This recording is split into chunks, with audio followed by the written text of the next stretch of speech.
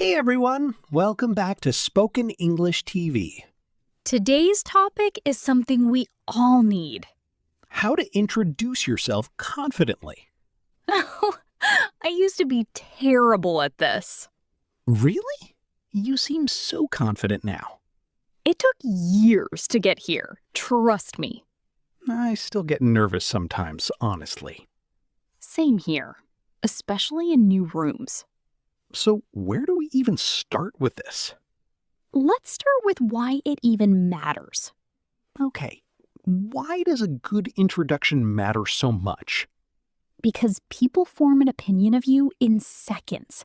Research says it takes about 7 seconds for someone to form a first impression. That's barely enough time to say your name properly. 7 seconds? That's insanely fast. I know, right? Your brain is basically scanning and judging before you even finish your sentence. It's not fair, but it's how humans work. We're wired to size people up quickly. So the pressure is really on right from the start. Exactly. But here's the good news. Once you understand a few simple techniques, that pressure disappears. It becomes almost automatic, like riding a bike. Okay, give me technique number 1 then. Number 1 is your body language. Before you even open your mouth, people are already reading your posture, your eye contact, and your energy. I never really thought about that. I always focus on what to say. Most people do. But honestly, your words are maybe 30% of the impression. The rest is how you stand, how you look at someone, and how you move. Wow, 30% only? That's lower than I expected. Yeah, there's a famous idea from communication studies that a huge part of how we're perceived comes from tone and body language, not just the actual words. Now, it's a bit oversimplified, but the core message is true. Presence matters more than people think. So, what does good posture actually look like? Shoulders back, chin slightly up, feet planted firmly. Not stiff like a soldier, just grounded and relaxed. Imagine a tree with strong roots, not swaying in the wind. I like that image. A tree with strong roots. It works. And smiling helps too. A real smile, not a forced one. People can tell the difference instantly. What about eye contact? I always struggle with that one. Eye contact is huge. It shows confidence and honesty. But don't stare like you're in a competition. Just hold it naturally.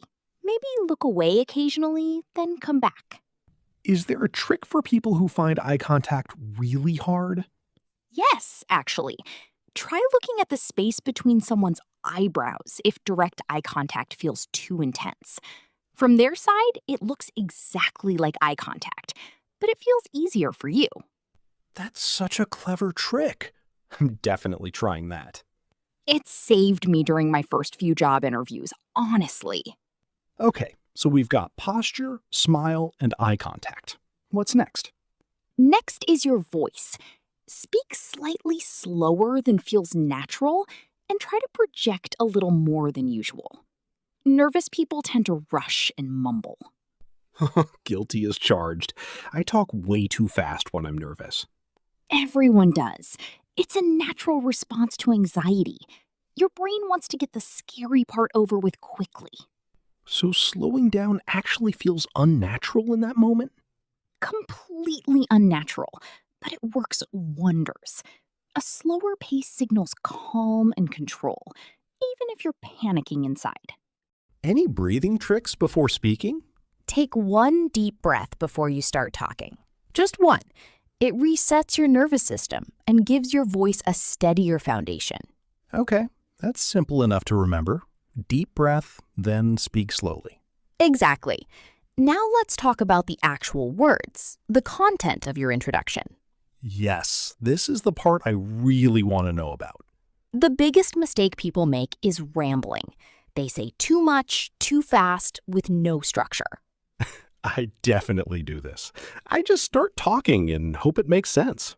Most of us do at first, but there's a simple formula that fixes this completely. What's the formula? It's called the who, what, why formula. Who you are, what you do, and why it matters, or why you're here. Can you give an example of that in action? Sure. Imagine meeting someone at a networking event. You'd say, "Hi, I'm Maya. I work in marketing, and I'm here because I love learning from people in different industries." That's so clean and simple. No rambling at all. Exactly. It's short, clear, and gives the other person something to respond to. They might ask about marketing or about what you're hoping to learn. So it opens the door for more conversation instead of closing it. Precisely. A good introduction should feel like an invitation, not a monologue. What about job interviews specifically? Is the formula different there? Similar idea, but with more detail. Who you are professionally, your key experience, and why you're excited about this particular opportunity. Should you memorize a script for that? Memorizing word for word is actually risky.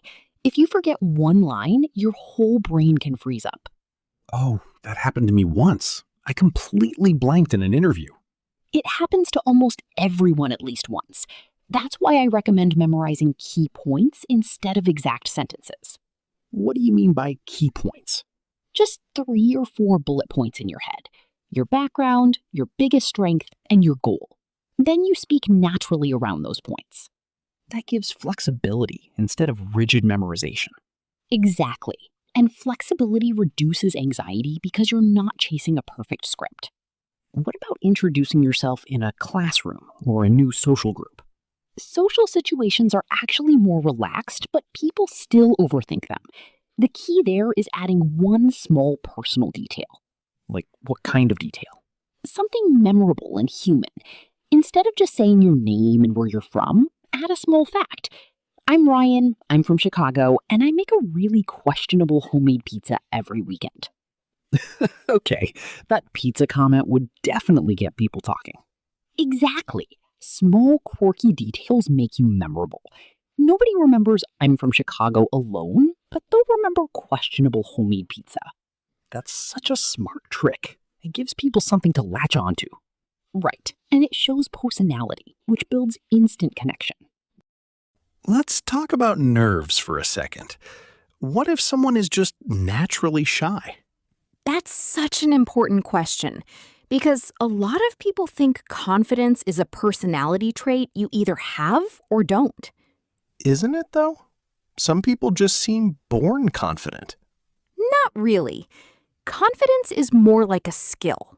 Similar to playing guitar or cooking, you build it through repetition and small wins. So even shy people can become confident with practice? Absolutely. I was incredibly shy growing up. I used to avoid eye contact completely and speak so quietly people had to ask me to repeat myself. Wait, you? I find that so hard to believe now. It's true. I practiced small introductions constantly, in mirrors, with friends, even talking to myself in the shower. The shower speeches. Classic confidence training. Don't laugh, it actually works. Repetition trains your brain that this action isn't dangerous. That makes sense from a psychological angle. Your brain learns the situation is safe. Exactly. Anxiety often comes from unfamiliarity. The more familiar something feels, the less scary it becomes. Any specific exercises you'd recommend for someone starting out? Start incredibly small. Introduce yourself to one new person a week. A cashier, a classmate, someone in an elevator. Even something as small as a cashier counts? Definitely. Confidence builds through tiny, repeated exposures, not one giant leap. That's actually reassuring. It doesn't need to be a huge, dramatic moment. Not at all. Small, consistent practice beats occasional big pushes every single time. What about online introductions, like on video calls or social media? Great question, because that's becoming just as important as in-person introductions now. Does the same who, what, why formula apply there too? Yes, but you add one more thing: energy through the screen. Cameras tend to flatten your expressions, so you need to slightly exaggerate. Exaggerate how exactly? Smile a bit bigger than feels natural, and use slightly more hand movement. On camera, subtle expressions often disappear completely. So what feels like overacting in person looks normal on screen? Exactly. I learned that the hard way after watching myself back on recordings looking completely lifeless. Oh no, the dreaded watching yourself back experience.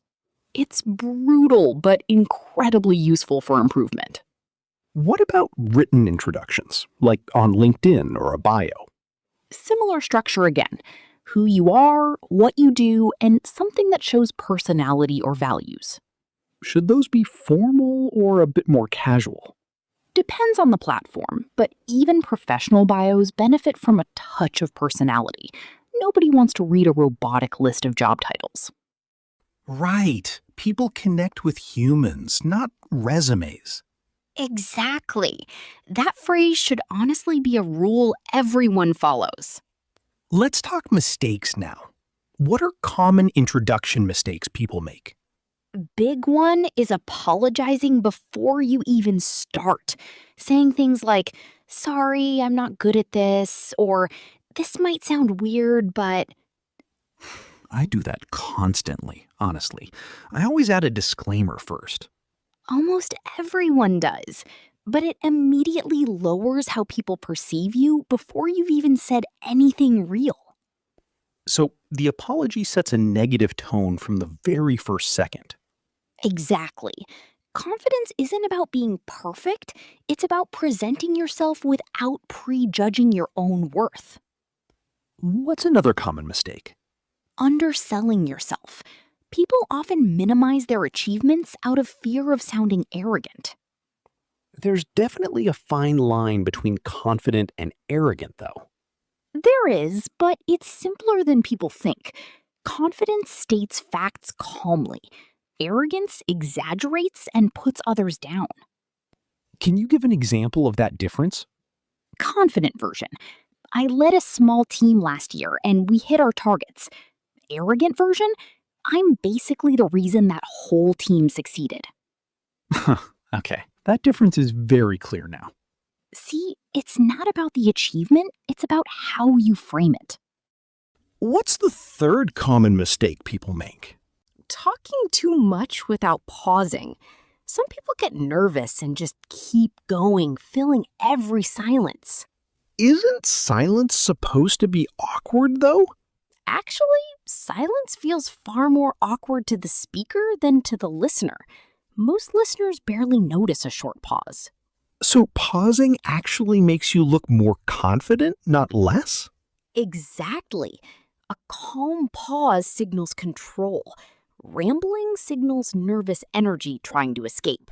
That's such a helpful reframe. I always thought silence needed to be filled immediately. Nope. Silence is actually your friend if you let it be. Let's shift a bit. What about cultural differences in introductions? Huge topic, actually. What feels confident in one culture might feel rude or too direct in another. Can you give some examples of that? Sure, in some cultures, a firm handshake and direct eye contact are expected signs of confidence. In others, that same directness can feel aggressive. That's such an important thing to be aware of, especially in global workplaces now. Definitely. If you're unsure, watch how locals interact and slightly mirror that energy without losing your own personality. So it's about adapting the delivery, not changing who you are. Exactly. The core confidence stays the same, just the style adjusts a little. Does the who, what, why formula work there too? Absolutely. Plus one more element: a hook. Something that grabs attention in the first 10 seconds. What kind of hook works well for a presentation opening? A surprising fact, a short story, or a bold question. Something that makes people lean in immediately. So the opening line matters even more than the rest sometimes. It really does. People decide whether to pay attention within the very first sentence. Any final tips before we wrap this episode up? Yes, practice out loud, not just in your head. Thinking through an introduction feels completely different from actually speaking it. That's true. I've rehearsed things mentally that fell apart the moment I spoke them. Exactly. Why speaking practice matters so much more than silent rehearsal. Any last piece of advice for someone nervous about their next introduction? Remember that everyone is a little nervous. The person you're meeting is probably worried about their own introduction, too. That's oddly comforting, actually. We're all just a little awkward together. Exactly. And once you accept that, the pressure suddenly feels lighter. One more thing. What about introducing yourself when you're the only new person in a group that already knows each other? That's a tough one, honestly, because the group already has its own rhythm and inside jokes. So, how do you break into that without feeling like an outsider? Don't try to dominate the conversation right away. Just introduce yourself briefly, then ask a genuine question about the group or what they were discussing. So the goal is joining the flow, not redirecting it toward yourself? Exactly. People appreciate someone who shows interest in them first, rather than someone who immediately makes it about themselves. That's a really useful mindset shift for group settings. It is.